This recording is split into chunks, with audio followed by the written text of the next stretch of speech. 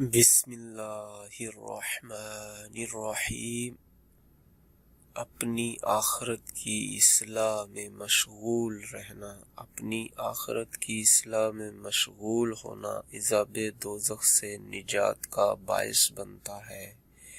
اپنی آخرت کی اصلاح میں مشغول ہونا عذاب دوزخ سے نجات کا باعث بنتا ہے۔ فرمان امام حضرت علی رضی اللہ تعالیٰ عنہ۔